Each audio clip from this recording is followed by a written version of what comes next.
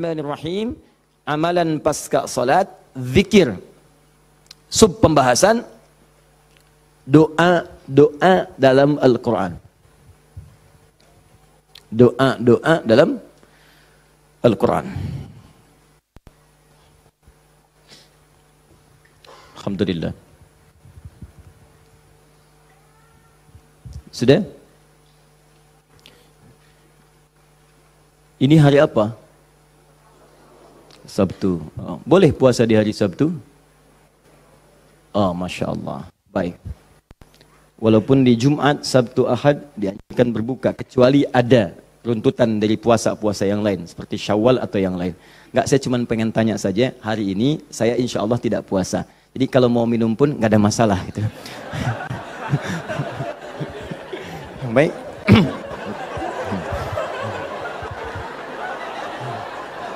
Masya Allah. Jazakallah khair.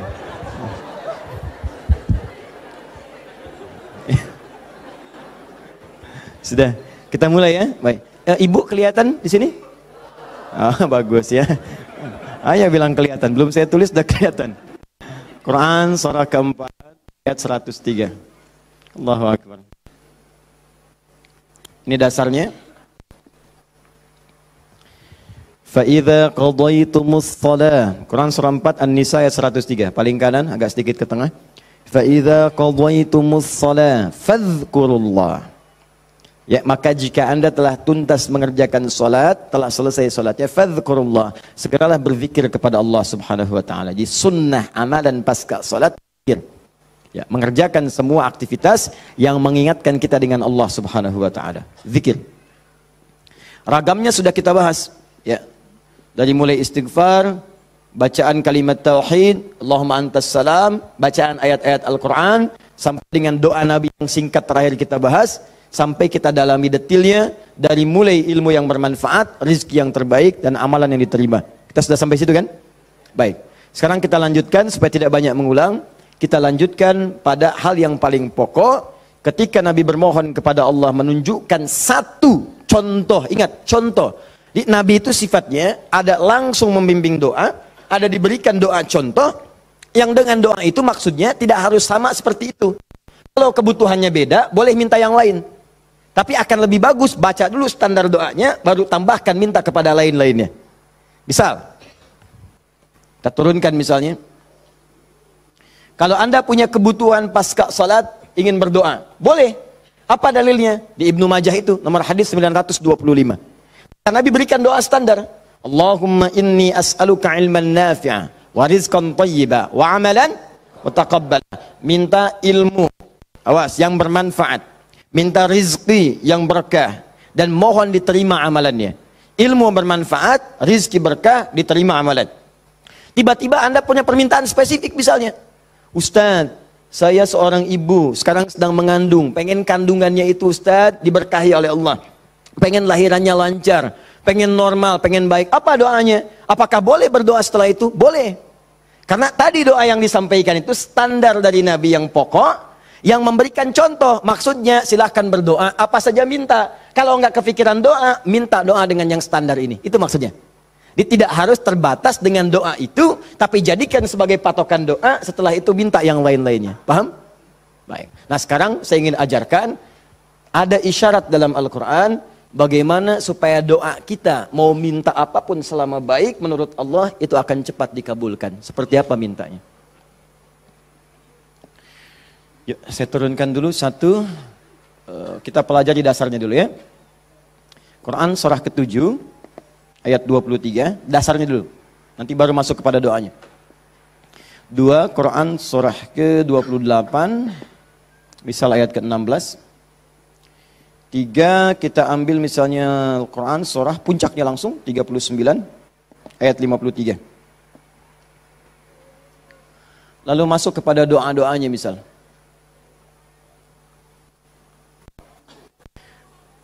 Saya ambil beberapa contoh yang sering ditanyakan, misalnya Quran surah ketiga ayat 38 sampai 39. Ditafsir dengan Quran surah ke-19 dari ayat ketiga misalnya sampai ayat ke-15 ya. Ya. Ada lagi misalnya kita turunkan doa orang sakit misalnya, Quran surah ke 26 ayat 80. Bisa jadi penyakitnya lebih parah, kita turunkan Quran surah 21 ayat 83 sampai 84. Oh, doa paling favorit misalnya Quran, apa yang paling favorit? Masya Allah, sapu jagat, luar biasa ya. Anda tanya orang Arab, nggak ada yang tahu. Ya, cuma orang Indonesia. Atarif sapu jagat? Sapu jagat. Orang Indonesia luar biasa. Ada doa sapu jagat, doa sapu nggak ada jagatnya, doa jagat nggak ada sapunya. Quran surah 2 ayat 201, paling kanan sebelah bawah. Saya contohkan ini dulu ya, yang lainnya banyak. Saya contohkan dulu sedikit supaya agak batas untuk kita bisa berdialog. Begini, kita mulai. Mohon izin, saya itu minta contoh gelas dengan air, bukan karena memang biasanya ada itu, bukan. Karena ingin mencontohkan tentang bab doa ini. Ya, ingin mencontohkan tentang bab doa. Perhatikan sini, fokus baik-baik. Lihat sini. Saya tidak akan minum sekarang. Lihat sini, fokus. Ini gelas, ada airnya. Warnanya apa? Bening, ya, warnanya bening. Nah, sekarang lihat, ada penutupnya? Halus atau keras? Baik, udah jangan main tebak-tebakan, kita coba dulu ya. Kalau tidak tahu katakan Allahu a'lam. Lihat sini, ini spidol. Fokus. Perhatikan sini. Saya ingin masukkan ke dalam gelas. Masuk tidak? Kenapa? Ada penutupnya, tuh, cukup agak lumayan.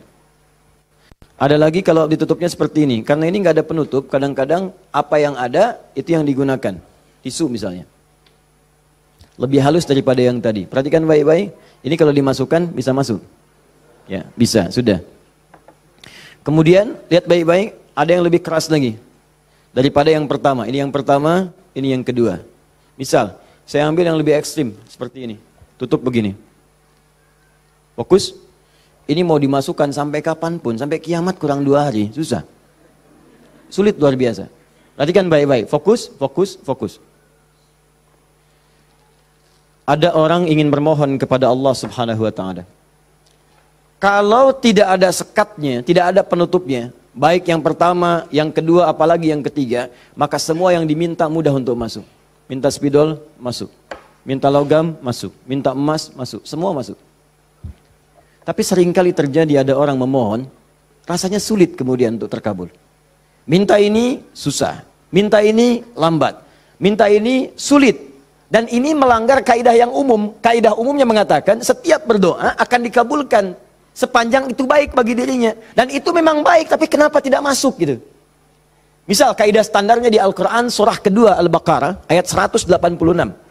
Paling kiri sebelah bawah. Wa idza sa'alaka 'ibadi 'anni fa inni qarib ujibu da'watad da'i idza da'an falyastajibu li wal yu'minu bi la'allahum yarshudun. Kata Allah, Muhammad SAW, sampaikan kepada umatmu, jika kalian nanti ingin mencari Allah, kamu ditanya, ada yang ingin mencariku, mencari Allah, katakan padanya, enggak usah dicari, saya dekat. Itu memberi harapan. Saya sering sampaikan makna kalimat ini. Anda cari, tanya panitia, mana ustadznya? Dijawab, ustadznya belum ada berita. Dengan yang kedua, jangan khawatir Pak, sudah dekat. Mana yang paling menenangkan? Sudah dekat. Sudah dekat. Nah, ketika ada yang bertanya pada Muhammad, saya ingin mendekat kepada Allah. Jawab, tidak usah repot, Allah dekat. Silahkan kau mendekat kepada Allah, dan Allah akan dekat dengan kita, silahkan. Psikologis memberikan harapan. Dan umumnya, orang yang mendekat kepada Allah, umumnya itu punya 2 kepentingan. Kalau bukan bertobat dari maksiat, yang kedua, punya permohonan ingin disampaikan. Makanya sebelum diungkapkan itu dijawab oleh Allah. Saya tahu paling hambaku kalau mau datang mau minta. Silakan cek. Besok mau ujian, malam tahajud. Padahal kemarin enggak. Ya. Besok lamar pekerjaan, malamnya istighfar. Kemarin kemana aja John? Ya. Selalu seperti itu. Minta. Kata Allah. Lihat kalimatnya. Ujibu da'watad da'i idza da'an. Kapanpun hambaku minta, aku akan kabulkan. Jadi rumus doa itu kalau diminta dikabulkan. Jadi nggak ada doa yang tidak dijawab sepanjang yang diminta itu baik. Sepanjang yang diminta itu maslahat. 3 sifat jawabannya. Diberikan seketika, jadi begitu dia meminta, seketika dikabulkan. Kalau dia membutuhkannya. Allahumma ya Rabb, Allahumma ya Rabb, Allahumma ya Rabb. Saya ingin berdakwah ya Allah dengan teknologi. Saya ingin niatkan ya Allah masuk ke ITB supaya dengan ilmu itu saya bisa mengembangkan teknologi untuk mendekatkan orang kepadamu. Minta dia malamnya, luluskan saya ya Allah. Besoknya keluar lulus. Kalau benar maslahatnya.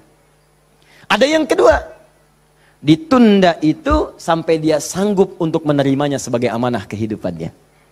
Tidak seketika dijawab, tapi nanti ketika dia sanggup baru diberikan. Karena kalau Allah berikan dalam hal tidak sanggup, tidak adil Allah. Karena Allah tidak memberikan ujian pada yang tidak sanggup. La yukallifullahu nafsan illa usaha. Jadi sekali lagi sering saya katakan, kalau Anda sedang diuji, jangan mengeluh. Karena Anda pun dipercaya oleh Allah. Allah yakin dengan Anda, kenapa Anda ragu? Jadi kalau Anda sekarang punya musibah, punya ujian, entah di rumah tangga ujiannya berat, entah di kantor misalnya ujiannya berat, entah dalam kehidupan, semuanya, semua orang tidak ada yang tidak punya ujian, semua diuji. Wala nabluwannakum bisyai, kata Allah, Quran surah kedua ayat 155. Semua yang hidup punya ujian. Dan sifat ujian itu tidak akan diberikan pada yang tidak sanggup. La yukallifullahu nafsan illa wus'aha. Kalau kamu nggak sanggup, saya nggak akan berikan, kata Allah. Jadi kalau ibu sedang punya ujian di rumah tangga, jangan mengeluh, Bu, seberat apapun, karena ibu itu sanggup. Allah percaya pada ibu, kenapa ibu nggak yakin? Antum punya ujian di kantor, berat rasanya Ustadz, betul memang berat, tapi Anda yang sanggup. Kalau ujian itu diberikan pada Adi Hidayat nggak sanggup. Anda hebat, mata Allah, kenapa Anda mengeluh? Ya Allah, kenapa saya? Ya Allah, ya emang kamu yang sanggup. Why me? Why not? Iya. Jadi semuanya itu ada ukurannya, nggak usah khawatir itu dengan itu semua. Ada takarannya. Ya, dan Allah itu punya sifat keadilan yang sangat luar biasa. Rizki adil, semua diberikan. Kadang-kadang itu nalar belum sanggup menalarnya. Yakin dulu iman, begitu iman hikmah datang. Kan dulu pernah saya sampaikan untuk analogi sederhana tentang cicak dan nyamuk. Masih ingat? Coba cicak, bagaimana beraktivitasnya? Merayap di mana? Dinding. Makanannya apa? Yang paling utama nyamuk. Nyamuk apa aktivitasnya? Terbang. Nyamuknya punya sayap, cicaknya tidak. Kan pernah saya sampaikan, kalau nyamuknya punya akal dan jenius, cicak jadi mainan. Cicak di dinding, dia dekat lampu. Cicak, ayo sini kalau berani. Alhamdulillah, hewan tidak diberi akal. Tapi bukan itu yang mau saya sampaikan. Keadilan Allah menjadikan cicak tetap mendapatkan makanan. Orang tua kita nggak punya banyak dalil. Cuman fitrahnya memberikan kepada kita gambaran-gambaran kehidupan. Dikatakan oleh mereka, cicak-cicak diam-diam. Bayangkan, yang Allah tuntut cak, merayap. Rayap aja. Mau diam-diam, mau biasa. Dicontohkan, diam-diam aja merayap. Diam-diam merayap. Teruskan, datang seekor nyamuk. Ketika cicak merayap, datang seekor nyamuk. Bukan cicak yang mendatangi nyamuk, nyamuk yang mendatangi cicak. Siapa yang memberikan dorongan nyamuk datang ke cicak? Allah. Jadi kalau dia mengerjakan ikhtiar dari Allah, maka datanglah hasilnya. Cicak, kamu merayap aja, begitu merayap, datang seekor nyamuk. Selanjutnya, oh, silahkan. Ya. Tangkap, selesai. Itu poin yang pertama.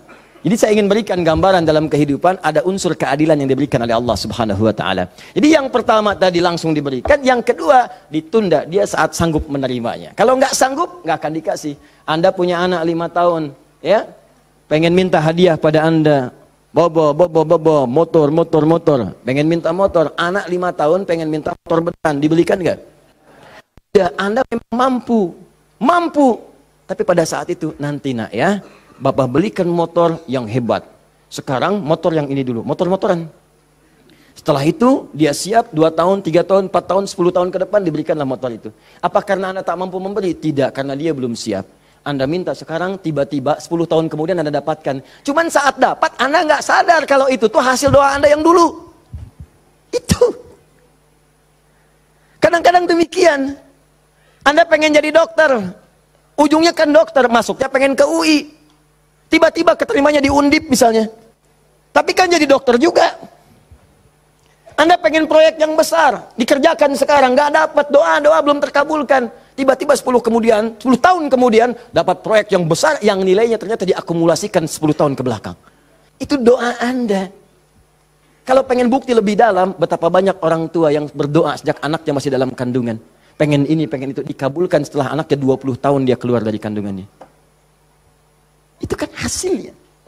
Makanya ketika anak sukses, kata Al-Quran surah ke-46 ayat ke-15, ada isyarat di sana. Kalau Anda sukses, jangan menilai dulu kesuksesan itu adalah hak Anda, kewajiban Anda, atau atas jasa Anda. Barangkali Anda cuma 30%, 70%-nya ibu yang dulu pernah menangis di keheningan malam. Ya Allah, jadikan anak saya seorang insinyur, ya Allah. Ya Allah, jadikan anak saya, ya Allah, orang yang saleh. Ya Allah, jadikan anak saya si fulan.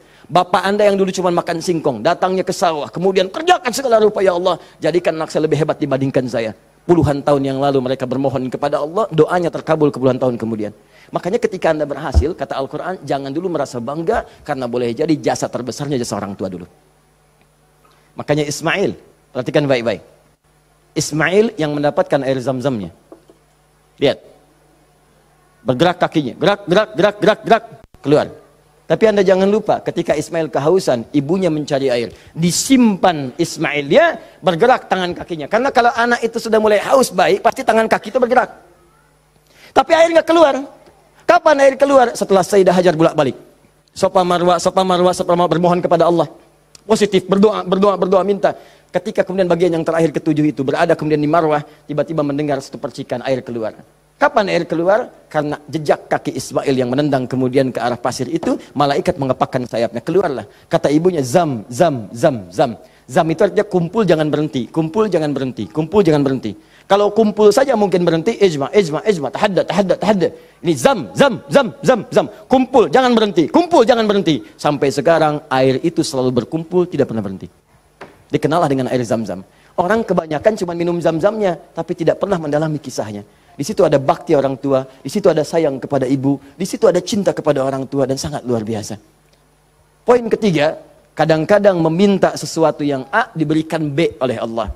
Karena boleh jadi, maaf, yang dimintakan itu tidak ada maslahat untuk kita. Dalilnya Quran surah kedua ayat 216, paling kiri sebelah atas. Kutiba alaikumul qitalu wa huwa kurhul lakum. Diwajibkan bagi kalian berjihad, berperang dalam konteks perang, medan perang. Tapi ada juga konteks umum dengan rumus tafsir al-ibratu bi umumil lafzi la bi khususis sababi. Kalau ada lafaz dalam Al-Qur'an jangan dikhususkan pada sebabnya, sepanjang konteksnya umum. Perang terbesar, perang melawan perasaan kita. Perang melawan hawa nafsu. Perang melawan negative thinking, kadang-kadang negatif kepada Allah. Kenapa saya ya Allah? Kenapa ini enggak berakhir ya Allah? Kata Allah, "Hei, asa an takrahu syai'an fa huwa khairul lakum." Boleh jadi kamu enggak suka, tapi ini yang terbaik buat kamu. Kamu kan enggak tahu kapan wafat. Bukankah kalau saya belum kabulkan kamu rajin tahajud? Kamu rajin puasa? Kamu rajin baca Al-Quran? Kamu kemana aja selama ini? Mau wafat masih sibuk dunia. Saya pengen yang terbaik untukmu sampai pulang ke akhirat. Dipaksa untuk mendapatkan itu. Kadang-kadang kamu pengen yang ini dunia, ini nggak bagus. Kamu pengen direktur, kamu maksiat banyak nanti di sana. Cukup level manager saja.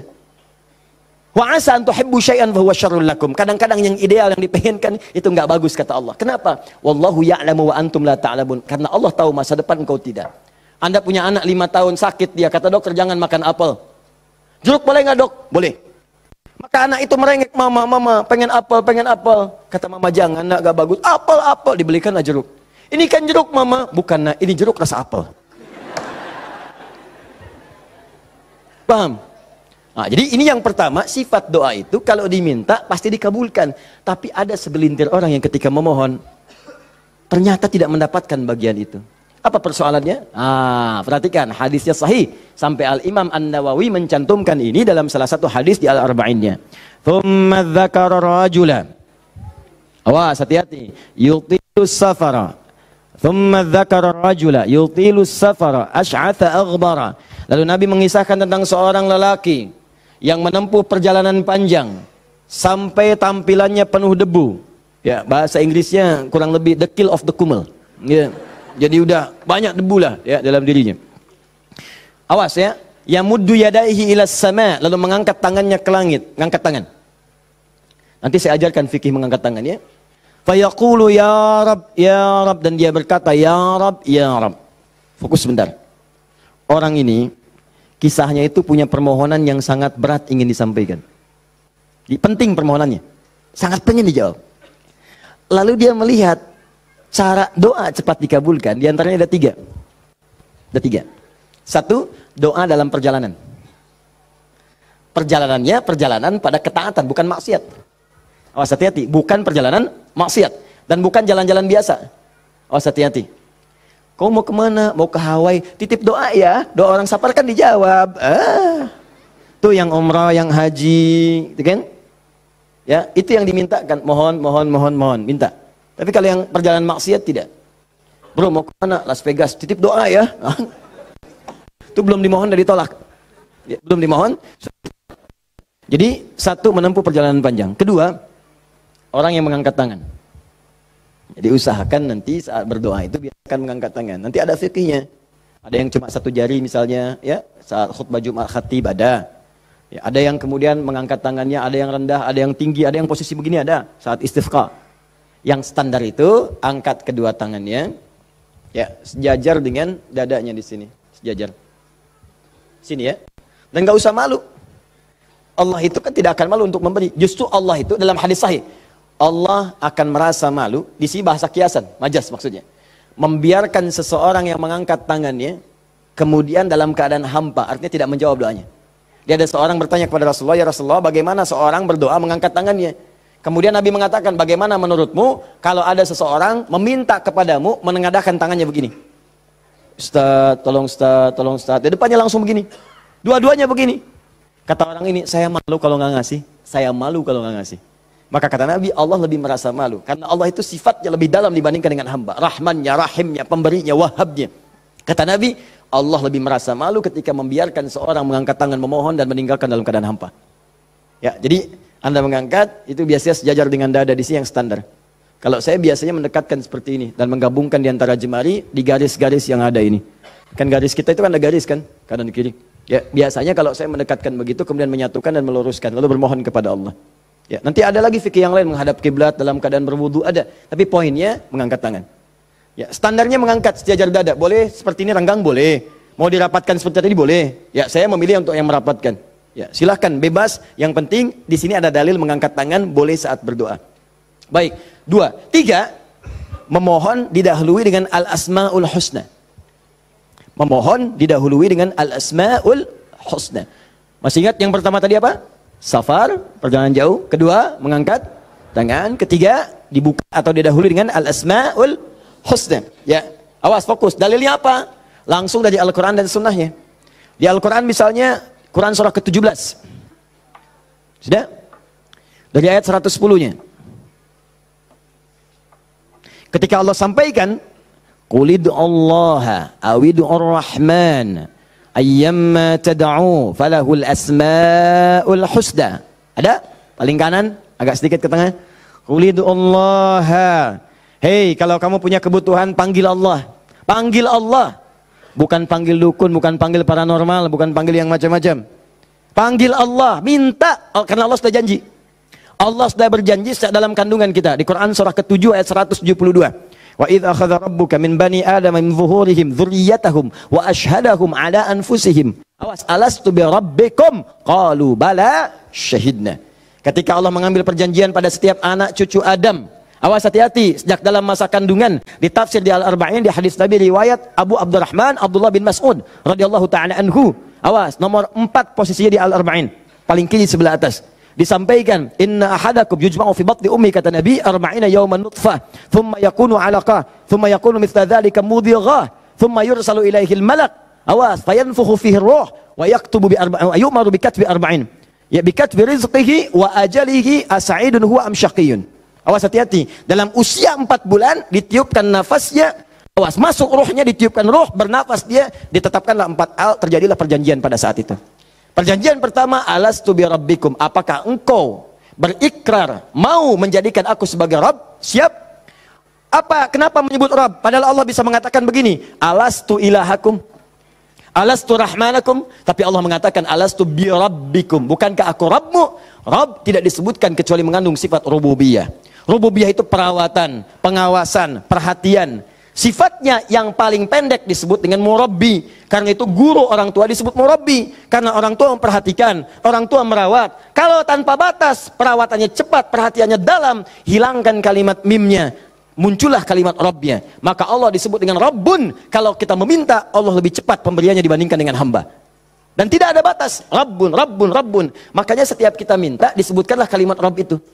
Silakan cek, setiap permintaan ada kalimat Rabbnya. Rabbana atina fid dunya hasanah wa fil akhirati hasanah wa qina adzabannar. Rabbana zalamna anfusana rabbighfirli wa liwalidayya la yukallifullahu nafsan illa laha ma wa 'alaiha mak Rabbana la tu'akhidna in nasina aw akhtana.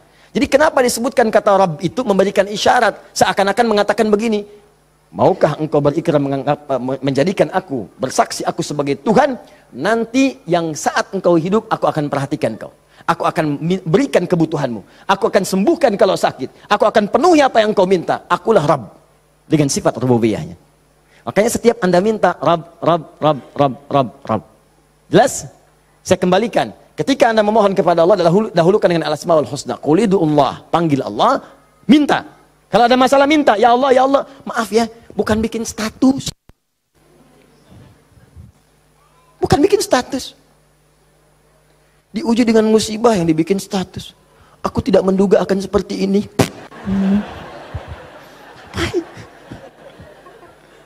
Terus yang tidak lucu, kenapa doanya di media sosial? Doa itu di mihrab, doa di kamar, doa di masjid, bukan doa di Facebook. Ya, doa di Instagram, doa di Facebook. Aminkan ya, like. Apa yang mau dicari? Udah minta yang betul. Minta yang mohon dengan khusyuk. Mohon, Quran surah 7 ayat 205. Wadhkur rabbaka fi nafsika tadarruan wa khifatan wa dunal jahri minal qaul. Kalau butuh sesuatu, sebut nama Allah dalam jiwamu.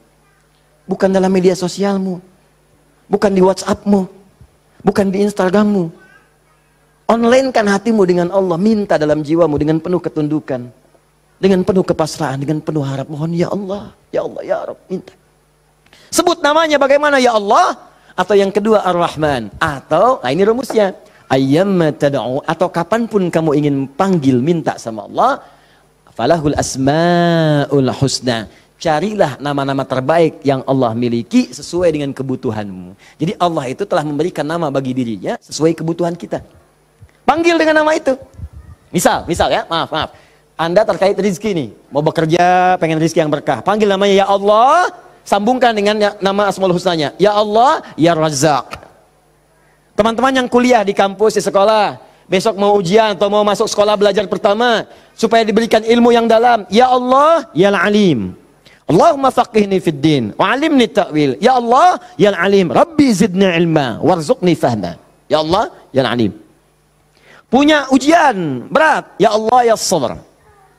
Diganggu di pekerjaan, di aktivitas, ya Allah, ya Malik, ya Jabbar. Minta. Dan jangan semua harus disebutkan. Nanti yang tidak dibutuhkan jadi muncul. Ya Allah, ya Rahman, ya Rahim, ya Malik, ya Kudus. Memang boleh, nggak apa-apa. Kalau untuk ibadah, bacakan itu boleh. Tapi kalau untuk bermohon, saya sarankan cari yang sesuai kebutuhan. Kalau mau ibadah dengan menyebut nama saja boleh, silakan. Tujuannya apa? Zikrullah bidzikri asma'il husna. Zikir kepada Allah dengan menyebut al-asmaul husna boleh. Ya Allah, ya Rahman, ya Rahim, ya Malik, ya Kudus, sampai akhir. Saya dulu ujian pertama kali masuk jurusan akidah, begitu masuk pertama kali, soal ujian di akidah itu cuma 3, tapi setiap akan menjawab 3 itu selalu harus dituliskan al-asmaul husna dari awal sampai akhir dengan hadisnya plus tafsirnya, baru boleh jawab soal. Betul, itu ujian saya dulu begitu. 3 soal Anda bayangkan, setiap soal al-asmaul husna dulu, tulis dengan dalilnya, hadisnya. Hadis itu dibagi 2, hadis pokoknya, hadis klasifikasinya. Setelah itu tafsirnya, baru boleh jawab soal. Pertanyaannya mungkin gampang. Misalnya, berapakah rukun iman itu? Cuman sebelum dijawab, tulis dulu tadi itu. Ini spidol. Ini jari telunjuk saya. Habis ujian itu mirip nih, begini. Betul. Cuman saya nggak foto aja dulu itu. Ya. Saya pikir kenapa Ustadz saya begini ya. Akhir-akhir baru sadar saya. Allahu Akbar. Rupanya beliau ingin menanamkan kedekatan kita dengan Allah dimanapun berada. Sebab kalau kita mengingat, menuliskan terus, maka dia akan sampai apa yang kita tuliskan meresap ke dalam tangan kita. Minimal jadi saksi di hari kiamat. Ya, di penanya, di hati kitanya, di bawahnya, sehingga ingin merasakan taqarrub ilallah dalam setiap keadaan kita. Cari itu, dapatkan, mintakan, mohon. Nah, 3 syarat ini terpenuhi di orang tadi. Perhatikan, perjalanan jauh dia tempuh. Sampai tadi banyak debu. Angkat tangan diangkat, yamudu yadayhi ilas sama. 3 dia minta dengan al-asmaul husna, 3-tiganya lengkap. Seharusnya doa dia dikabulkan 3 kali lebih cepat dari orang biasa. Karena 3 hal tadi dipenuhi. Qurannya ada, hadisnya ada. Bahkan Said Sabiq itu pernah menulis kitab Al-Aqaid Al-Islamiyah. Dalam bab al-asmaul husna disebutkan hadisnya populer. Hampir kalimat-kalimat tauhid di kitab-kitab hadis ada hadis ini. Seorang setelah menunaikan salat kemudian berdoa kepada Allah Subhanahu wa taala di samping Nabi sallallahu alaihi wasallam, dia berkata, Allahumma ya Allahul Ahad, ya Allahul Ahadus Samad, alladzi lam yalid wa lam yulad wa lam yakul lahu kufuwan ahad, Allahumma ighfirli. Dia sebelum mintanya Allahumma ighfirli, tapi sebelum minta didahului dengan al-asmaul husna. Kata Nabi, atadri madza tad'u? Atadri madza da'ut? Tahukah engkau bagaimana engkau baru saja berdoa? Allah wa Rasulullah alam, saya nggak tahu ya Rasulullah maksudnya apa. Kata Nabi, da'utallaha bi asma'il a'zam. Idza du'iya bihi azaba wa idza su'ila biha a'ta. Engkau baru saja bermohon kepada Allah dengan menyebutkan nama-namanya yang paling dahsyat. Yang kalau engkau berdoa dengan mengawali nama-nama itu, maka semua doa akan dikabulkan, semua permintaan akan diberikan. Hadis selesai. Orang ini melakukan ketiganya. Tapi apa jawab Nabi? Allahu Akbar. Dia sedang menempuh perjalanan jauh, dia sudah mengangkat tangannya ke langit, dia menyebut ya Rab, ya Rab, ya Rab. Kata Nabi, anna yustajabu lidzalik. Bagaimana doamu bisa dijawab? Bahasa singkatnya, mustahil dijawab, mustahil dijawab. Mintalah kamu begitu sampai kiamat kurang 2 hari. Gak akan dijawab. Gak akan dijawab. Dia ada orang sudah mengerjakan 3 amalan dahsyat tapi doanya gak dijawab. Kenapa dia? Allahu Akbar. Famat'amu haramun. Karena yang biasa dia makan haram. Mashrabu haramun, minumannya haram. Malbasu haramun, pakaiannya haram. Wa ghudhiya biharamin, dan sumber kehidupannya haram. Maka jadilah yang haram itu seperti sekat seperti ini. Nutuplah cawan doanya. Semakin banyak kumpul, jadilah sekatnya makin kuat begini. Jadi bukan Allah nggak ngabulkan, mau dikabulkan susah, mental terus tuh, mental. Karena masih tertutup dengan yang haram. Maka dari itu, kalau Anda banyak berdoa, padahal doa itu maslahat untuk Anda. Secara umum seharusnya dikabulkan secara umum. Tapi tiba-tiba kok aneh gitu. Enggak lagi. Coba lihat, mungkin ada sekat dalam diri Anda. Mungkin ada maksiat, ada yang haram pernah dikerjakan. Buka dulu, buka cawannya. Keluarkan yang haramnya. Buka. Bagaimana membuka itu? Inilah yang tadi kita contohkan dengan ayat-ayat tadi. Tidak ada manusia yang sempurna. Yang sempurna makhluk diciptakan. Makhluk yang sempurna itu cuma malaikat. Tidak ada manusia yang sempurna. Sepanjang kita manusia pasti pernah berbuat salah. Tapi mungkin kesalahan itu menjadi penutup dari keinginan yang ingin kita mohonkan kepada Allah. Kenal Nabi Adam?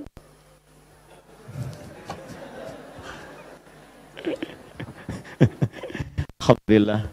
Habis puasa dapat Lailatul Qadar, kenal Nabi Adam. Nabi Adam itu manusia pertama yang diciptakan. Kemudian ditempatkan di surga. Surga miniatur, tugas pokoknya sebagai khalifah. Bukan surga yang akan kita tinggali nanti. Secara singkat, di surga itu diberikan 2 sifatnya, baik sebagai nabi ataupun sebagai manusia. Untuk pelajaran bagi kita anak cucunya. Disebut Bani Adam, semua anak manusia yang lahir sampai dengan nanti kiamat menjelang, itu semua anak cucu Adam. Ingat ya? Disebut Bani Adam. Bani itu anak cucu sampai habis. Bani anak cucu. Jadi semua berasal dari Adam. Jangan pernah dengarkan, jangan pernah mau menyimak kalau ada orang mengatakan manusia bukan berasal dari Adam. Kalau ada yang mengatakan manusia berasal dari monyet, nggak usah dengarkan. Bilang aja kalau Anda berasal dari monyet, silakan. Jangan ngajak-ngajak saya. Ya, Bani Adam. Nah, ketika dimasukkan ke surga, maka nikmat surga itu kan diberikan, jaminan kan, Nabi kan dijamin kan, Rasul dijamin kan. Maka langsung dimasukkan. Tapi di situ dilatih sifat kemanusiaannya. Apa sifat kemanusiaannya? Quran surah kedua ayat 35. Wala taqraba hadhihi syajarata fatakuna minadh zalimin. Awas. Wa qulna ya Adam uskun anta wa zaujukal jannah. Kami firmankan Adam, kamu dan pasanganmu, istrimu masuk ke dalam surga. Wa kula minha haitsu syi'tum ragadan haitsu syi'tum. Silakan nikmati semua kenikmatan di surga. Wala taqraba. Tapi jangan dekati ini. Jangan sentuh yang ini. Hadhi syajarata, pohon yang ini. Sentuh pun gak boleh, mendekat gak boleh. Awas. Jadi nanti ada yang dahsyat, larang itu, larang. Perintahnya ada yang mendekat pun gak boleh. Apalagi dikerjakan. Zina, perintahnya wala taqrabu zina, jangan dekat-dekat. Di kalau ada perintah dalam Al-Quran jangan dekat-dekat, berarti dosanya gede, besar. Mendekat ya nggak boleh. Kalau dikerjakan makin dahsyat dosanya. Makanya zina masuk ke dalam sab'ul mubiqat, 7 dosa besar. Dekat-dekat aja nggak boleh. Nah, cuman psikologi masyarakat sekarang itu kalau nggak boleh dekat-dekat makin penasaran. Itu yang jadi masalah. Makanya di Quran itu seringkali tegas. Kerjakan jahanam, kerjakan neraka. Harus begitu. Karena ada orang itu kalau dilarang suka penasaran. Nih, lubang, jalan. Di lubang ini ada buaya, lompatnya tinggi. Ada tulisan di sini, hati-hati, dilarang nengok. Lewat. Apa sih ini? Penasaran. Oh, gitu. Jadi kalau masih begini, kadang pengen dilihat, ganti kalimatnya, nengok, wafat.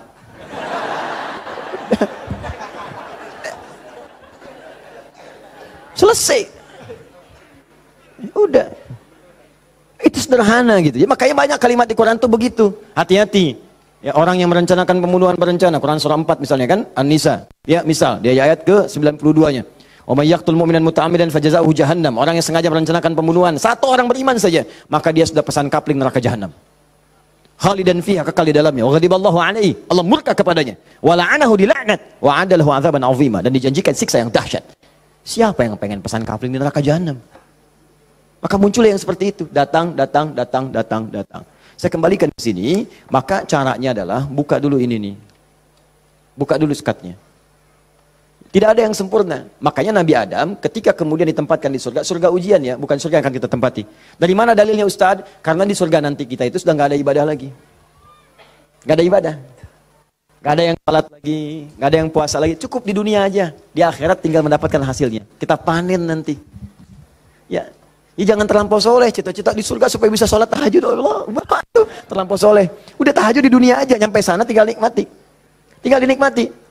Kebiasaan dunia masuk semua. Ya Allah, makan nikmat, pengen anggur, nggak usah jauh-jauh, tinggal ngambil. Masya Allah. Ustadz merokok boleh nggak? Oh, silakan, ambil apinya di neraka. Ya.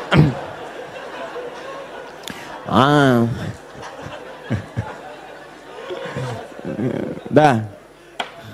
Jadi Allahu Akbar, Allah astagfirullah. Jadi teman-teman sekalian, ke situ kemudian turun ke bumi, jadi ujian. Digodalah oleh setan. Fawaswasalahum syaitan, digoda oleh setan. Singkatnya ketika digoda itu, kemudian godaan itulah yang menjauhkan Nabi Adam dan pasangannya dengan Allah Subhanahu wa taala. Turunlah terpeleset turun ke bumi. Singkatnya jadi pelajaran itu. Perhatikan baik-baik. Ini yang mau saya sampaikan. Ketika Nabi Adam, padahal beliau nabi, sifat nabi itu maksum. Kenapa diperkenankan oleh Allah berbuat salah pada saat itu dengan sifat kemanusiaannya? Padahal beliau nabi. Awas hati-hati. Ternyata bukan karena sifat kenabiannya, tapi sebagai contoh bagi anak cucunya yang bukan nabi, yang tidak punya sifat maksum. Jadi kalau nggak diberikan contoh begitu, tidak ada jalan bagi kita bagaimana cara mengembalikannya. Makanya dibuat kisah dalam Al-Quran itu, disampaikan, bukan dibuat kisah, kisahnya ada, disampaikan ke kita. Diberitakan, ini dulu Adam dengan sifat kemanusiaannya salah. Padahal dia nabi, maksum, bisa dijaga oleh Allah. Kenapa diperkenankan salah? Untuk menunjukkan ibrah, pesan kepada kita, kalau salah, begini cara kembalinya. Maka ketika berbuat keliru itulah diturunkan kalimat pertamanya untuk mengangkat sekat ini. Jadi kalau nggak pernah diangkat, ini hubungan dengan Allah itu tersekat. Diangkat sekat ini, apa yang diturunkan pertama kali? Kalimat untuk mengembalikan kepada yang jernih. Asal jernih begini, ditutup begini, dikembalikan lagi. Sesuatu yang dikembalikan ke awal dengan cara yang baik disebut dengan tabayatubu. Sifatnya disebut dengan taubah. Awas. Hati-hati. Maka Allah turunkan kalimat pertama ketika turun ke muka bumi. Kalimat pertamanya Quran surah kedua ayat 37. Fatalaqa Adamu min rabbihi kalimatin fataba alaihi. Maka Allah turunkan kalimat taubat. Taubat itu maksudnya kembali kepada jalan yang baik. Tadi tersekat, buang sekatnya, balikin lagi ke awal. Ya. Fataba alaihi, maka diterimalah jalan kembalinya itu. Kalau sudah balik lagi silahkan, pengen apa aja diberikan. Minta. Maka apa kalimat tobat yang pertama kali itu? Disebutkanlah di Quran surah ke-7 tadi, ayat 23. Rabbana zalamna anfusana wa illam taghfir lana wa tarhamna lanakunanna minal khasirin. Itulah kalimat pertama untuk membuka sekat-sekat yang haram dan maksiat saat kita merasa ingin kembali ke jalan yang benar. Maka ulama sebagian menyimpulkan kisah ini menunjukkan pesan bahwa tidak ada manusia yang sempurna. Kadang-kadang banyak yang berbuat maksiat. Kalau pernah salah, memang kita nggak sempurna. Tapi sifat kemanusiaan kita menunjukkan kita mesti tobat. Sebab ada makhluk sempurna yang nggak kenal salah, malaikat. Makhluk salah nggak kenal benar, jadi nggak kenal tobat, namanya setan. Ada makhluk tengah-tengah, kadang benar, kadang salah. Ketika salah dia kembali kepada yang benar, namanya manusia. Jadi bedanya manusia dengan malaikat, malaikat nggak pernah salah, manusia salah. Bedanya manusia dengan setan, setan salah nggak mau tobat, manusia salah pasti tobat. Jadi kalau ada manusia salah nggak mau tobat, patut ditanya, ini manusia atau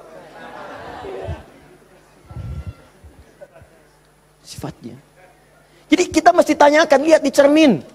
Kalau Anda pernah punya salah, pasang cermin yang besar, tanya, kamu ini manusia apa setan? Manusia. Setan. Manusia. Setan. Saya manusia. Saya mesti tobat. Kamu kalau nggak tobat sekarang, wafat kamu. Tuliskan. Nggak tobat, wafat. Tuliskan. Sujud Anda. Bangun malam, minta. Nangis, minta. Tobat.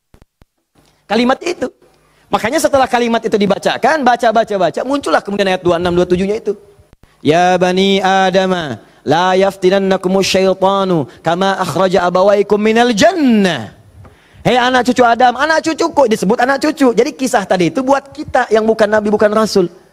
Jangan sampai kamu digagalkan oleh setan, digoda setan. Seperti dulu bapak ibumu, kakek nenekmu dipelesetkan begitu. Kamu jangan sampai terjadi seperti itu lagi. Kalau kejadian, begini cara pulangnya.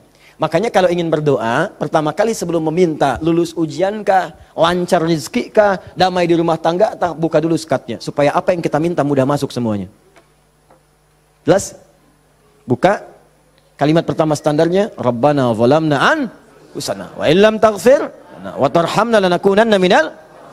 Ini yang paling standar, dosa standar. Ya, dosa standar itu jangan dipahami harus dilakukan, tidak. Ya, kalau dikerjakan, begini awal membuka sekatnya. Paham? Saya cepat. 2, agak naik level dosanya. Ini satu contoh dosa ini agak besar yang ini. Bahkan dosanya bisa lebih dahsyat kalau direncanakan, diniatkan. Misal, maaf.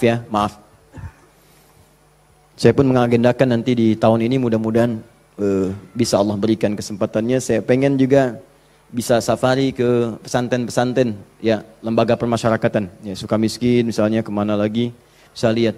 Saya pengen sampaikan kepada mereka bahwa Anda nggak ada yang sempurna. Tidak ada yang sempurna. Semua orang pernah berbuat salah. Cuman kita bisa berubah. Dan banyak di masa lalu orang yang banyak salah. Ada pemabuk, pezina, pembunuh, dan mereka memilih tobat. Dan ternyata dijamin surga oleh Allah Subhanahu Wa Taala lewat lisan Nabi. Kenapa kita nggak bisa? Ini dosa yang pernah dilakukan dalam kasus pembunuhan. Kalau yang ini tidak sengaja, sifatnya tidak sengaja. Ini contoh, diperkenankan oleh Allah sebagai contoh. Kalau orang berbuat seperti itu, bagaimana cara baliknya? Kenal Nabi Musa? Kenal. Luar biasa, Nabi Adam kenal, Nabi Musa kenal. Jangan-jangan Firaun juga kenal. Ya Allah. Saya tuh kalau Firaun suka ingat suka bumi itu, hubud dunia. Suka bumi, hubud dunia. Suka hubun, bumi dunia. Saya tanya di panggung, ada yang kenal Firaun? Kenal, Masya Allah. Di sini masih agak mendingan lah Nabi Adam, Nabi Musa. Sana Firaun. Nabi Musa paham semua kisahnya. Secara singkat, kemudian sedang beliau berpetualang. Secara singkat ya, jalan menemukan 2 orang berselisih. Berselisih sampai mau berantem, dipisah sama Nabi Musa. Dipisah. Udah dipisah sama beliau, pisah, jangan begini, ini gak bagus. Dipisahin singkatnya. Saat dipisahin itu, ini belum ada pengangkatan sebagai nabi, ya. Saat dipisahkan itu, tiba kemudian ternyata salah satu yang berselisih itu adalah dari kelompoknya, kampungnya lah, golongannya. Sama-sama tanah kusir misalnya gitu kan.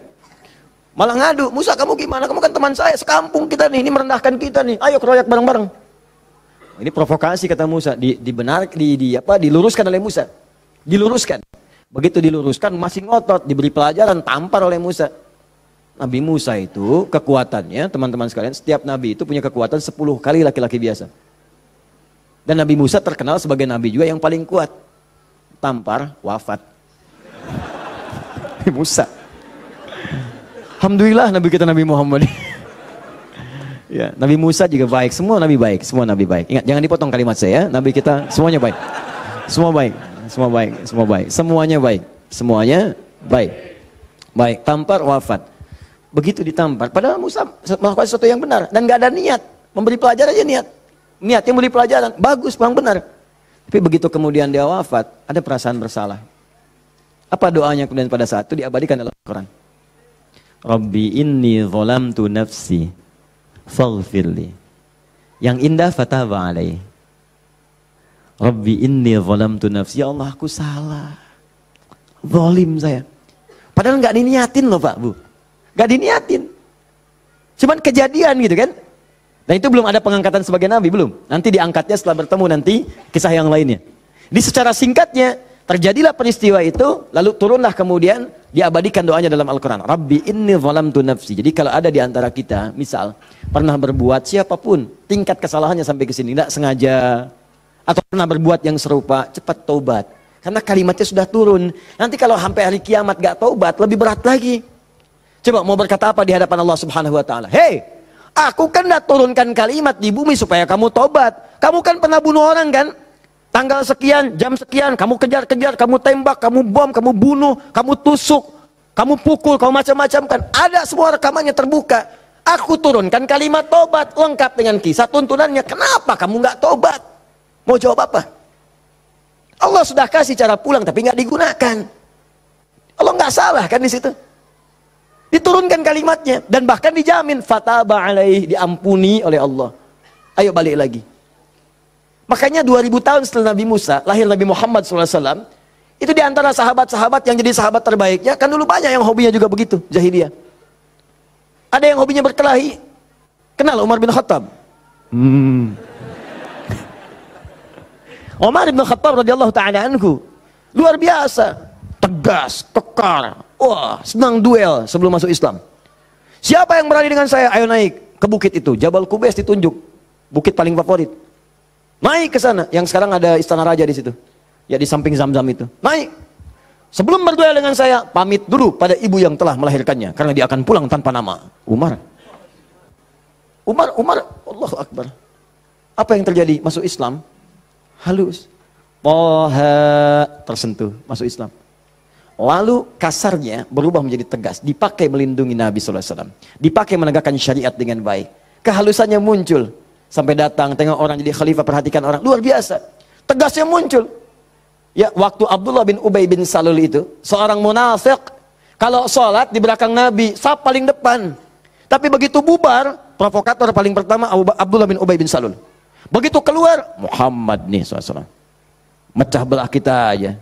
Datang ke sini pengen jadi pemimpin. Dia punya masjid sini, kita bikin masjid yang lain. Bikin dilar. Selalu dipecah. Orang dah siap-siap perang Uhud, di pertengahan jalan, diprovokasi, balik aja balik. Pasukan musuh lebih kuat, ayo balik-balik. Sepertiga berputar desersi. Anda bayangkan? Tapi apakah Nabi langsung menghukumi? Tidak. Nabi kenapa nggak dihukumi? Umar, gregetan saya. Ya. Kata Nabi, kan belum jelas kelihatan nampaknya. Nanti jadi fitnah, pecah nanti semuanya, karena dia masih dianggap pemimpin di kalangan yang lainnya. Biarlah nampak nanti Allah berikan hujahnya untuk dia. Satu kali, tapi kalau di depan baik-baik, di belakang menusuk dari belakang. Satu kali sakit. Begitu saat sakit itu, anak Abdullah bin Ubay bin Salul, anaknya namanya Abdullah. Baik, soleh. Nah ini juga jangan simpulkan kalau keluarga misalnya bapaknya nggak bagus, pasti anaknya nggak bagus. Belum tentu. Belum tentu. Kenal Abu Jahal? Anaknya Ikrimah. Bapaknya musuh Nabi luar biasa. Anaknya pembela Nabi yang paling hebat. Penunggang kuda yang dahsyat. Saf paling depan kalau jihad. Sampai Nabi itu dengan menghormati Ikrimah tidak pernah menyebut Abu Jahal di depan Ikrimah. Jangan singgung bapaknya, jangan. Supaya anak ini dalam ketenangan. Abdullah bin Ubay bin Salul anaknya taat, namanya Abdullah juga. Sakit bapaknya datang kepada Nabi. Ya Rasulullah, bapak sakit, kata Nabi, berikan ini, kasih air, berangkat pulang sana. Katakan dari Nabi. Datang senang pulang. Ya abati, papa ini dari Nabi. Apa sih Muhammad? Lempar, habis. Sampai sekarat disampaikan, datanglah Nabi ke rumahnya. Tapi nanti saat turun surat Taubah itu untuk dilarang menyolatkan.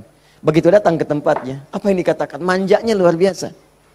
Ya Rasulullah, itu di depan Abu Bakar, ada Umar dan yang lain-lain. Ya Rasulullah, biarkan aku wafat dengan mengenakan jubah terluarmu.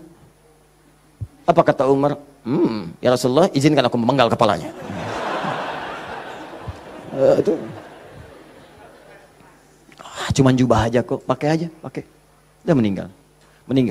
Itu Abdullah bin Ubay bin Salul. Hidupnya begitu meresahkan, wafatnya begitu kolokan. Ya. Tapi habis. Nah, jadi yang pertama itu, coba, udahlah, banyak yang tobat. Umar jadi bagus. Tukang begal, Jundub bin Junadah. Wah, sekampung begal tobat. Jadi dai, sekampung jadi soleh semua. Saking dahsyatnya, kampung itu dikenal di kemudian hari. Namanya Ghifar. Sampai dikenal dengan Abu Dzar al-Ghifari. Sampai Al-Imam An-Nawawi mengutip hadisnya di Al-Arba'in itu nomor hadis 18. Ya, Jundub bin Junadah. An Mu'adz bin Jabal wa Jundub bin Junadah radhiyallahu taala anhuma qala Rasulullah sallallahu alaihi wasallam, ya, ittaqillaha haitsu ma kunta wa atbiz sayyi'atil hasanata tamhuha. Ainal hadis? Mana hadis? Mana Qur'annya? Apa yang antum kerjakan tiap hari? Ngitung lagi. Mana bekal antum tuh pulang? Minimal sehari satu hadis. Ambil, walaupun nggak hafal hadis kan nggak mesti hafal, baca hadisnya, lihat terjemahannya, amalkan isinya, buka konsepnya.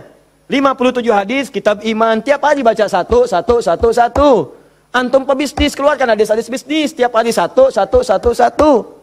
Kalau Al-Quran hafalkan, satu hari satu ayat, tak apa-apa. Pulang punya hujah di hadapan Allah. Ini tiap hari ngitung-ngitung dunia, wafat tinggal semua. Apa yang mau antum ambil? Berharap surga lagi. Takutlah kepada Allah, mulai yang baik. Jundub bin Junadah taubat, dikenal dengan Abu Dzar al-Ghifari. Puncaknya, mungkin ada orang pernah juga lebih daripada ini. Dia berzina, dia mabuk, dia macam-macam. Pokoknya mengoleksi dosa lah. Ya, orang ngoleksi mobil, ngoleksi musab, dia ngoleksi dosa. Jadi kalau nggak berdosa itu nggak enak. Kamu ngapain aja, si fulan sudah begini. Oh, masa besok saya lakukan yang lebih daripada itu. Jadi ngoleksi dosa, tumpuk dia. Yang begini pun itu masih diberikan kesempatan Allah dengan oleh Allah diturunkan satu kalimat yang kalau dikerjakan, diamalkan isinya, diterima taubatnya. Turunlah Quran surah 39 ayat 53 tadi. Qul ya ibadiyalladzina asrafu ala anfusihim la taqnatu min rahmatillah. Muhammad katakan pada hamba-hambaku yang dosanya sudah israf. Israf itu melebihi dasar cukup. Lebih. Mubazir. Banyak. Datang ke pernikahan, ada prasmanan, orang sekali dia 10 kali. Israf. Balik. Israf. Ini ada israf dalam dosa. Itu pun kalau mau taubat kata Allah, la taqnatu min rahmatillah. Jangan puasa dari rahmat Allah. Innallaha yaghfirudz dzunuba, Allahu ya Rahman. Allah ya Rahim. Allah akan mengampuni semua jenis dosa sepanjang kau mau taubat. Di kadang-kadang Allahnya sudah pengen ngampunin, manusia yang nggak pengen. Fir'aun kan gitu, kurang apa lagi diutus 2 nabi langsung. Musa dengan Harun, idhaba ila fir'auna innahu tagha. Quran surah 20 ayat 43 sampai 44. Musa Harun pergilah ke Fir'aun, dia sudah mulai menyimpang. Faqula lahu qawlan layyina la'allahu yatadhakkaru wa yakhsha. Katakan kepadanya dengan lembut, mungkin dengan kelembutan itu dia sadar dan mau bertobat. Enggak mau. Musa, gua kan Tuhan yang gede, ana rabbukul a'la. Marah, nantang, mau bunuh dan sebagainya. Sudah, selesailah dia tenggelam di lautan. Ya, jadi mumi. Teman-teman, ini jadi gambarannya, buka dulu sekatnya. Kalau dibuka, ini yang terakhir, kalau dibuka begini, ternyata bukan cuma sekatnya, dalamnya kotor. Kotor. Kalau ini kan masih bersih, diminum juga bisa. Masa sih Ustadz? Betul, contoh, bismillah. Alhamdulillah. Ini ya, bersih. Tapi kalau kotor, siapa yang mau minum? Tidak ada. Maka kalau minuman bercampur kotor, di sini ada kotoran misalnya kan? Ya, maaf. Masuklah kotoran yang sudah bernajis, kotor. Apakah mungkin akan diminum? Tidak. Yang dilakukan pasti akan dibuang dulu, cuci dulu. Jadi kadang-kadang sekatnya sudah dibuka, tapi haramnya belum keluar. Memang taubat dari dosa-dosa, misalnya, mohon maaf, dosa untuk menipu. Awas, dosa pencurian. Taubat betul, cuman barang yang dicuri dikembaliin dulu. Dosa dari ngutangin orang, betul. Dosanya taubat, cuman utang bayar lunas dulu. Bukan bermusafah kemudian lunas dosanya, tidak. Lunas utangnya, tidak. Maka ada hal-hal tertentu yang ketika saat dilakukan, sekatnya mesti dibuka, yang kotornya mesti dikeluarkan. Taubat dari dosa musyrik, taubat bagus. Cuman keris yang dimusyrikan, pedang yang dimusyrikan, batu-batu yang dimusyrikan, buang dulu. Buang dulu. tato-tato, gambar-gambar, kan? Aku tuh kalau melihat Lionel Messi, rasanya main bola aku jadi bagus deh. Sampai dibikin tato misalnya. Musyrik. Hati-hati. Musyrik. Buang. Taubat, buang dulu. Begitu sudah dibuang, nanti Anda akan lihat. Kerjakan amal soleh. Jadi jika yang salah itu hilang, yang soleh muncul. Kalau sudah yang soleh muncul, Anda nggak minta pun dikasih.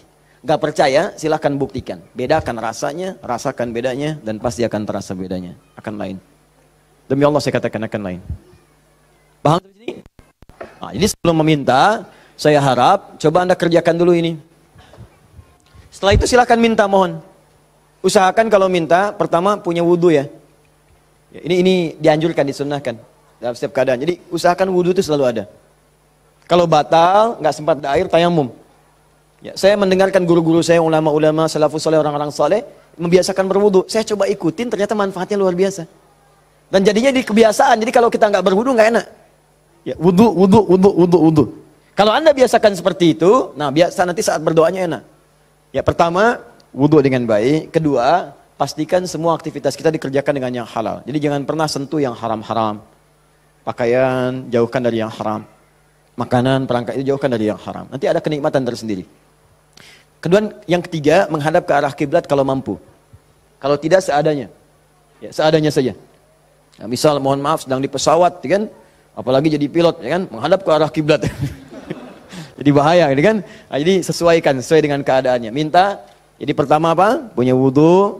Kedua, bersihkan dari yang haram yang tidak baik. Yang ketiga, kalau mampu menghadap kiblat. Kalau tidak, seadanya kemudian meminta.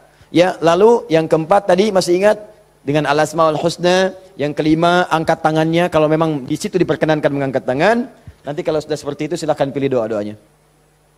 Ini doa yang sudah menikah, yang kemudian belum mendapat keturunan. Ini doanya.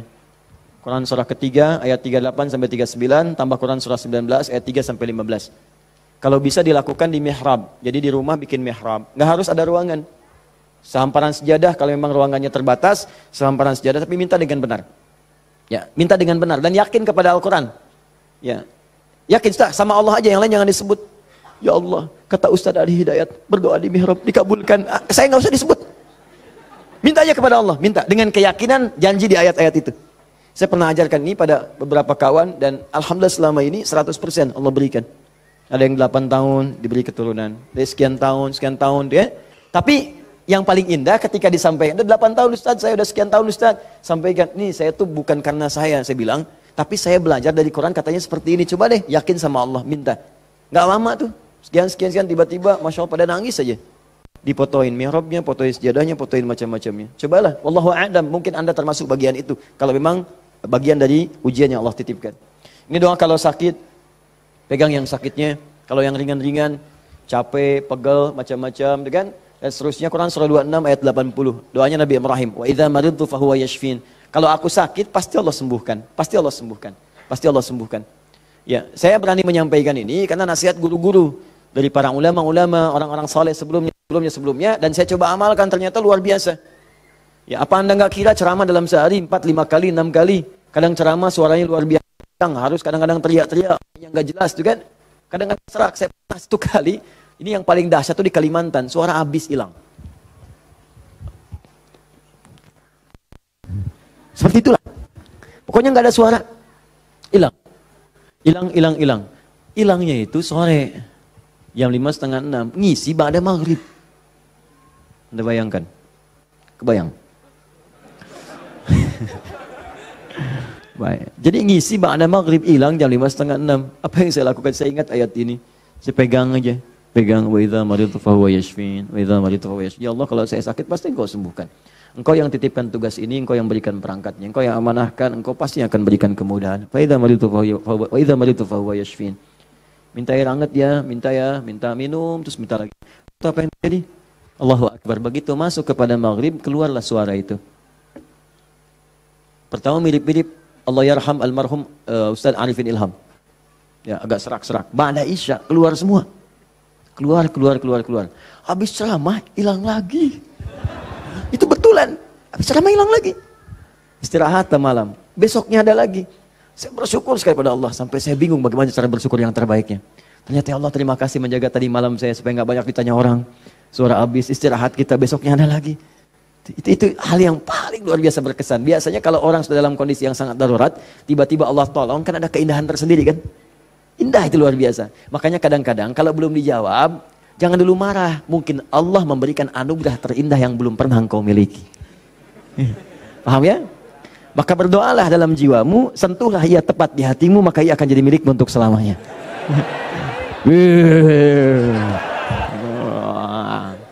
Catat. Nah, kalau penyakitnya parah, kata dokter nggak bisa, yang ini Quran surah 21 ayat 83 sampai 84. Ini sering saya sampaikan. Kalau umum, semua umum pengen baik-baik umum, ya inilah. Yang tadi kata antum sapu jagat ya. Berarti banyak di Quran doa supaya anak misalnya rajin sholat, keluarga bagus, turunan baik, doa sejak dalam kandungan. Ada sebuah, saya pernah sampaikan kok dalam keterangan yang cepat ya. Disilahkan, ada banyak indeks sekarang, ada banyak buku-buku, tinggal dikeluarkan. Kalau saya boleh pesan, sebetulnya kalau mau komplit, beli aja buku hadis. Ya, nggak mahal kok. Antum tuh lebih senang pulsa dibandingkan ilmu. Heran saya orang sekarang. Dulu orang ketemu ulama minta doa, sekarang minta foto. Aduh, sampai saya juga kepikiran apa nyetak aja yang banyak ya. Ustaz minta foto, nih, Ustaz minta foto nih gitu. Aduh. Allahu Akbar, astagfirullah. Nah, ini teman-teman sekalian, itu barangkali yang sekiranya bisa disampaikan. Jadi dengan itu saya ingin tunjukkan bahwa insya Allah selama kita hidup, Allah pasti akan mudahkan, kecuali yang kita persulit. Jadi kalau sudah diberikan kemudahan, jangan dipersulit. Paham ya? Baik, saya coba jawab dulu satu di antara ini. Nanti saya sudah punya channel khusus untuk menjawab-jawab pertanyaan. Sudah kami siapkan. Jadi mohon izin, saya ingin umumkan nih, karena ada tanya-tanya juga. Kita sekarang ingin mencoba memberikan yang terbaik untuk berdakwah untuk masyarakat. Jadi untuk channel kita ada 2 channel sekarang. Ya, pertama Akhyar TV. Akhyar sekarang sedang dalam masa perbaikan penyempurnaan untuk tampilan TV yang seutuhnya. Ya, jadi untuk sekarang belum tayang dulu. Jadi nanti kita perbaiki dulu karena kita pengen nih benar TV seutuhnya. Dia 24 jam nanti ada tayangan TV. Kita sudah siapkan konten-konten sekarang ini. Jadi nanti ada anak-anak penghafal Quran. Kalau orang bedah rumah yang macam-macam, ya ini bedah rumah para penghafal Quran misalnya. Nah, ada bagaimana cara yang si fulan bisa hafal padahal dia terbatas otaknya misalnya ya, kata medis. Ada yang ini kita siapkan. Ada talk show, ada yang keluar yang macam-macam. Jadi nanti begitu dia tampil lagi, kita pancingkan juga secara meluas. Nanti akan jadi TV yang nyata, betul, 24 jam nanti ada agenda yang tayang. Nah, untuk yang sifatnya terbatas, nanti ada Adi Hidayat Official yang di YouTube. Ya, Adi Hidayat Official itu nanti, itu biasa kalau kultum yang ringan-ringan atau menjawab pertanyaan. Ya, pertanyaan-pertanyaan nanti kita jawab satu-satu lewat situ. Jadi kadang-kadang, mohon maaf, ada beberapa pertanyaan tapi sulit disampaikan. Saya memahami itu, saya sangat memahami. Ya, dan mohon izin, saya berusaha semaksimal mungkin memberikan waktu yang terbaik.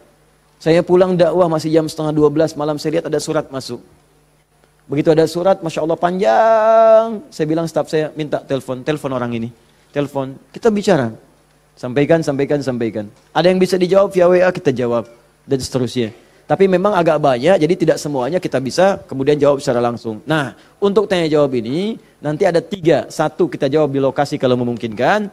2, di official. Yang 3, setiap bulan kita akan sediakan insya Allah waktu 2 kali dalam sebulan.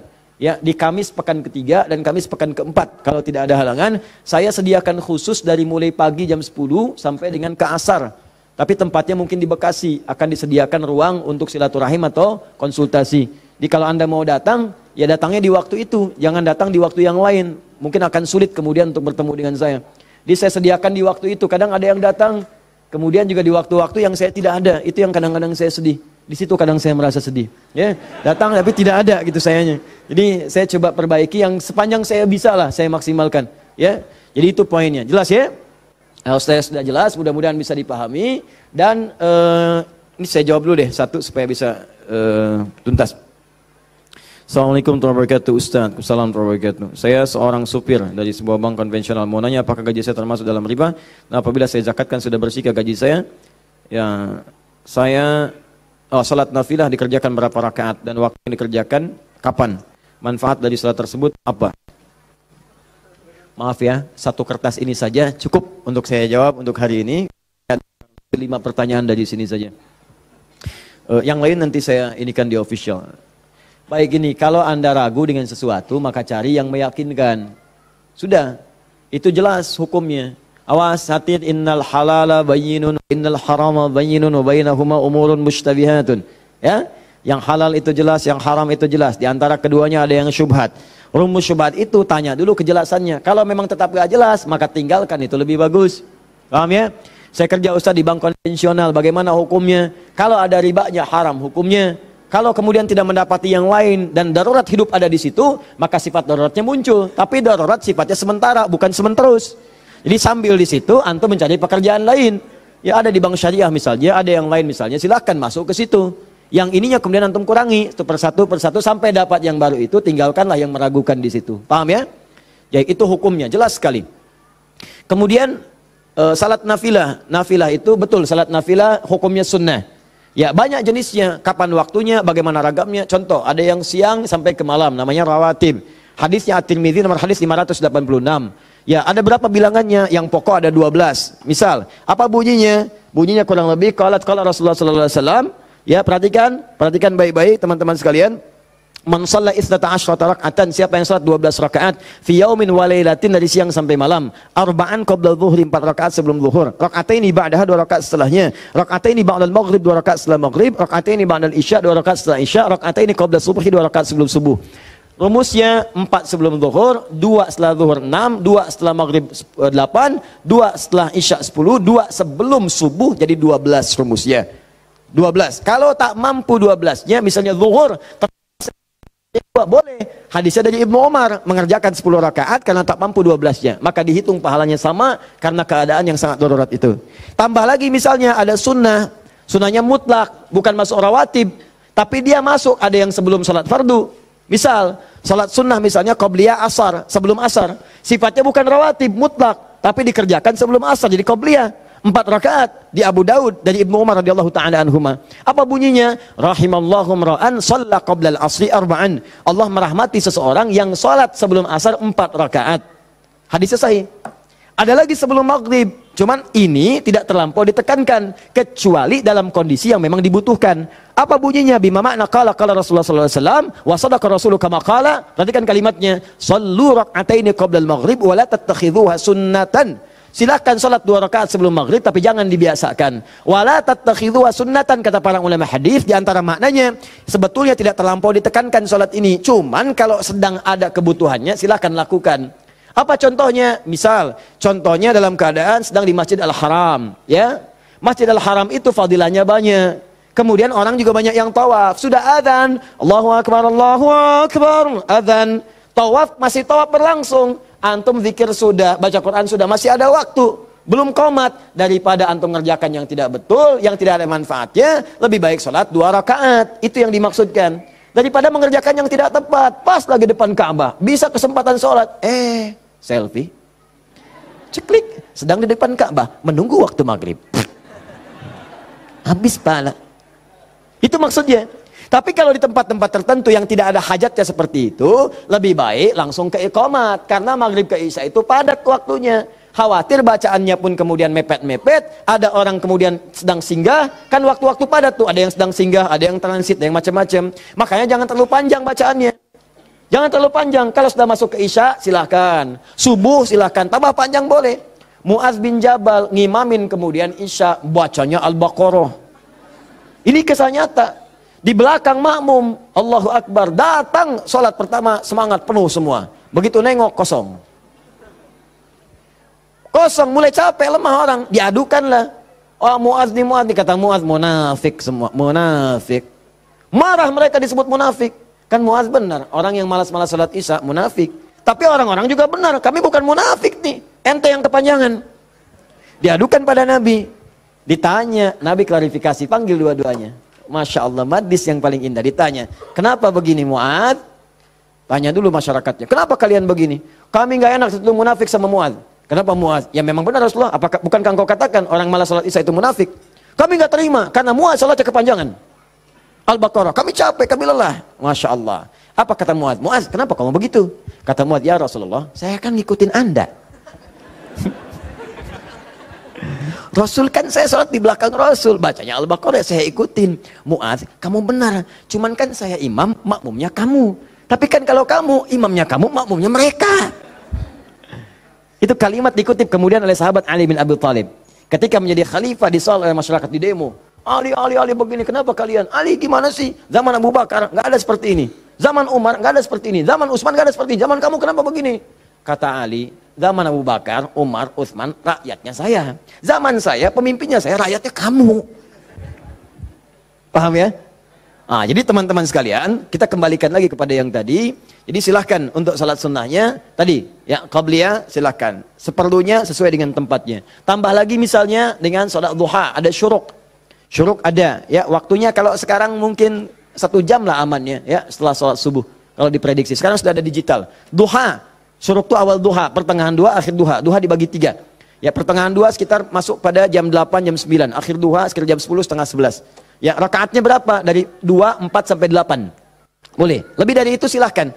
Kalau awal duha, syuruk 2 rakaat saja. Jangan terlampau soleh. Ya, itu pun sudah melahirkan luar biasa pahalanya. Semisal haji dan umrah. Pertengahan duha, 4. Boleh, silahkan.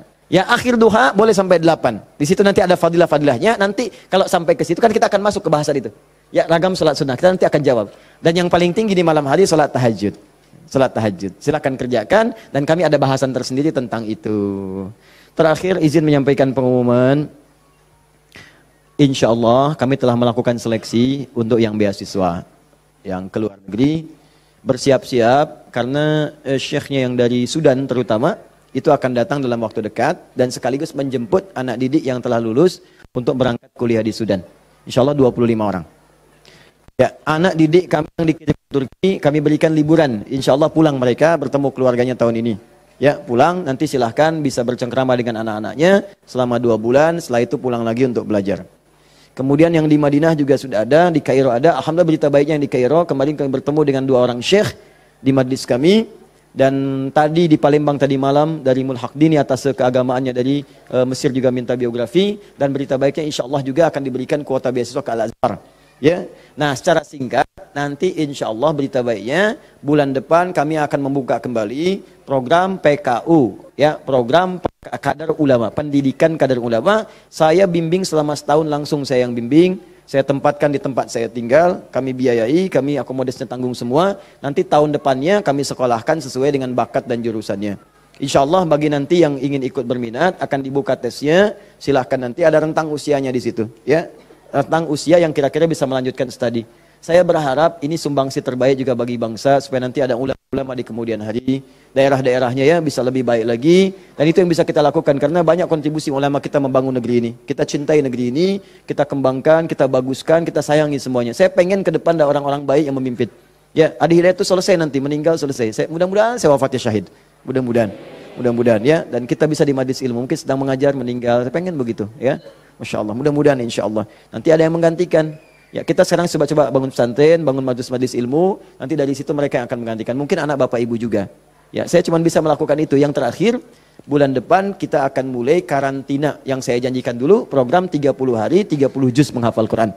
Insya Allah untuk akhwat rumahnya sudah kami siapkan. Sudah ada tempatnya, ditinggal di situ. Untuk ikhwan pun tempatnya sudah ada. Nanti akan ada pembukaan, silahkan didaftarkan di situ. Nanti ikut 30 hari. Coba 30 hari ini nggak bisa pulang, harus di situ. Ya, handphone disimpan. Ya, handphone disimpan. Tidak boleh komunikasi dengan handphone kecuali mungkin hari Jumat diberikan kalau ada komunikasi yang penting. Jadi nanti sudah kita akan siapkan, launchingkan. Saya bermohon pada Allah bebas siapa yang pengen ikut boleh silakan. Dan ini lintas batas, mau dokter, mau polisi, mau tentara, mau macam-macam. Saya pengen ada polisi hafal Quran, dokter hafal Quran, tentara hafal Quran, insinyur hafal Quran, ya. Dan semua kalau sudah dekat dengan Qurannya, insya Allah negeri ini datang keberkahan dari Allah Subhanahu Wa Taala. Sekira itu mudah-mudahan bermanfaat. Saya mohon izin dan saya mohon dipermudah aksesnya karena saya harus melanjutkan ta'lim dan waktunya sangat. Kita doa pada Allah Subhanahu Wa Taala. Semoga kita kabulkan dan terima oleh Allah Subhanahu wa taala. Allahumma taqabbal minna innaka antas samiul alim wa tub alaina innaka antat tawwabur rahim. Allahumma 'allimna ma yanfa'una ya Allah wa wafiqna bima an na'mala ma ta'allamna. Ya Allah, anugerahkan ilmu yang bermanfaat kepada kami. Terima ya Allah pelajaran kami, berikan kami bimbingan untuk mengamalkan apa yang telah kami pelajari. Rabbana la tada' lana fi maqamina hadza wa fi kulli maqamin dhanban illa ghafartah. Ya Allah, kami mohon jika ada seorang pendosa hadir di majlis ini, jangan biarkan dia meninggalkan majlis ini kecuali Engkau telah ampuni seluruh dosa-dosanya. Wala hamman illa farajtah, jika ada yang tengah gelisah berada di majlis ini, jangan biarkan ia meninggalkan ya Allah majlis ini kecuali Engkau telah tenangkan keadaan jiwanya. Allahumma wala maridan illa syafaitah, jika ada yang tengah diuji dengan penyakit seberat apapun, maka dengan keikhlasan amalannya angkat dan sembuhkan segala penyakitnya. Allahumma rabbana atina fid dunya hasanah fil akhirati hasanah wa qina adzaban nar bifadlika subhana rabbika rabbil izzati amma yasifun wa salamun alal mursalin subhanakallahumma bihamdika asyhadu an la ilaha illa anta astaghfiruka wa atubu ilaik wa akhiru da'wana alhamdulillahi rabbil alamin thumma assalamu alaikum warahmatullahi wabarakatuh.